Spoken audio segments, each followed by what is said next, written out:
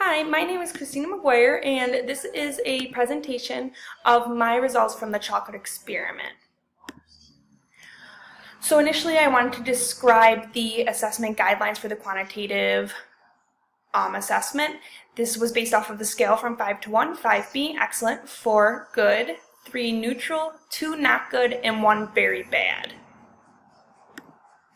So for chocolate A, my quantitative assessment results were that I thought the texture was 4 good, moistness was 4, which is good, flavor was 2, which is not good, which I'll go on to explain why I felt that way, and appearance was 3, which was neutral, because I didn't think there was anything fantastic or special about the packaging or what the chocolate looked like, making my overall rating of chocolate A a 13. For my qualitative assessment of chocolate A, I described the experience. The texture of this chocolate was good, and it didn't take very much effort to eat.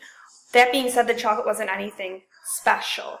I also, though I like chocolate, I don't like milk chocolate, so this is why I gave that rating for taste. It was a very strong, rich milk chocolate flavor, which I do not like. I prefer dark chocolate. How this experience made me feel, I felt that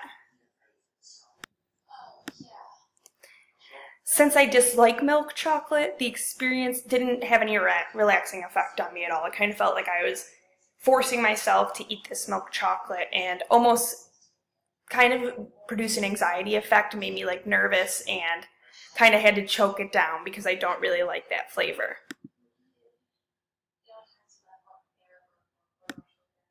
So for chocolate B, my quantitative assessment was I rated the texture as a 5, which is excellent, moistness as a 5, which is excellent, flavor as a 3, which is neutral, and appearance as a 4, which is good. I thought that the packaging was well thought out following the blind test. I looked at the packaging and there's like a little quote inside the wrapper, and I thought that the chocolate looked a little bit prettier, I guess, compared to chocolate A.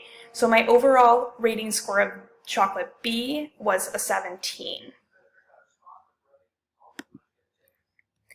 So the description of the experience with chocolate B. I did prefer the texture of chocolate B. It felt better, smoother, and the flavor that was there was not as rich of a milk chocolate flavor, so it was a little bit easier for me to eat, seeing that I don't like milk chocolate. And how this experience made me feel, I guess you can kind of say, though normally if I just ate chocolate B and didn't have the experience with chocolate A, it probably wouldn't relieve my anxiety, but it did kind of relieve the anxiety a little bit that I had with chocolate A.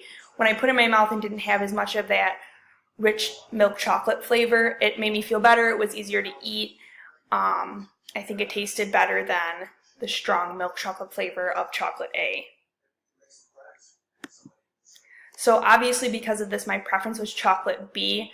That being said, I would prefer a study that looked at dark chocolates rather than milk chocolates, since that's what I prefer to eat. I think my results would be a little bit less skewed and we'd be able to see more of a comparison between the two types of chocolates because of my preference within chocolate flavors.